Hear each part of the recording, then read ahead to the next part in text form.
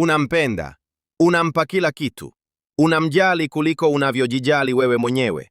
Simu yake ikiita, unapokea kabla ya mlio wa pili kuisha. Kila anachotaka, unamletea. Wewe ndiye yule mwanaume mzuri, the nice guy, ambaye dunia ilisema wanawake wanawatafuta. Lakini cha ajabu, badala ya yeye kusogea karibu, anazidi kurudi nyuma. Anaanza kusema anahitaji space au hajisikii kama zamani. Unashindwa kuelewa.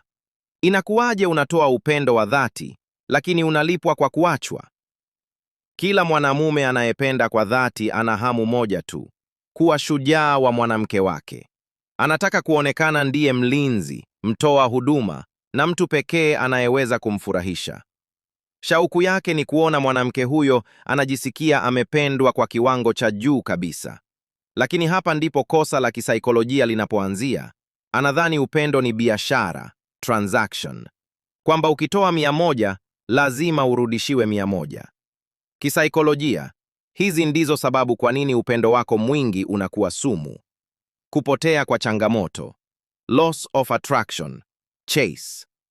Wanawake, kama binadamu wengine, kisaikolojia wanavutiwa na kitu ambacho kina thamani, value.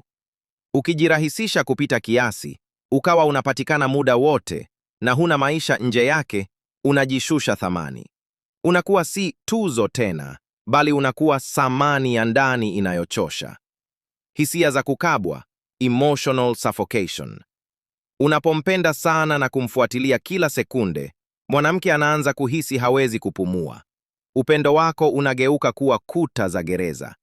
Anahisi hawezi kufanya maamuzi bila wewe kuingilia, jambo linalozua msukumo wa ndani wa kutaka kutoroka. Upotevu wa wanaume, loss of masculine edge. Mwanamke anahitaji mwanaume, sio shabiki wake namba 1.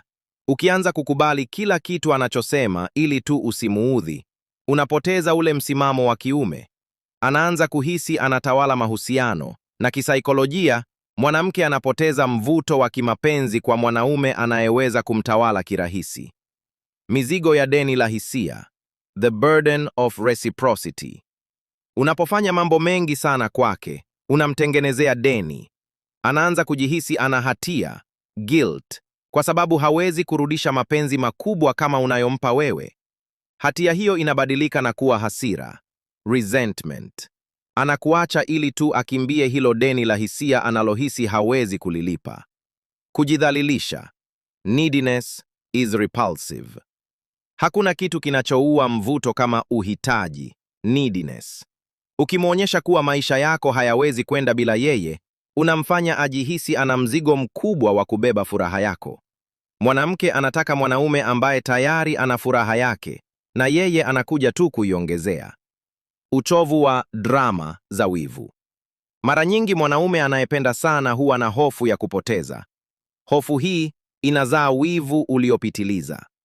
Kila meseji anayotumiwa mwanamke inakuwa ugomvi. Hii inamfanya mwanamke aone mahusiano ni sehemu ya kazi na mateso badala ya sehemu ya amani. Mabadiliko yanaanza pale mwanamke anapopoteza heshima, respect kwako. Katika saikolojia ya mapenzi, heshima inatangulia upendo. Akishaona unaweza kuvumilia madharau yake kwa sababu unamuogopa kumpoteza, upendo unakufa. Anaanza kutafuta mwanaume mwingine ambaye ni stronger, mwanaume atakayemwambia hapana na asiyeyumbishwa na urembo wake. Hapo ndipo anapoanza kujitenga naye kisaikolojia kabla hata hajasema kwa kinywa chake. Matokeo yake ni mwanaume kubaki na maumivu makali, akijiuliza, nilikosea wapi na nilimpa kila kitu? Ukweli ni kwamba ulikosea kwa kumpa kila kitu na kujisahau wewe mwenyewe.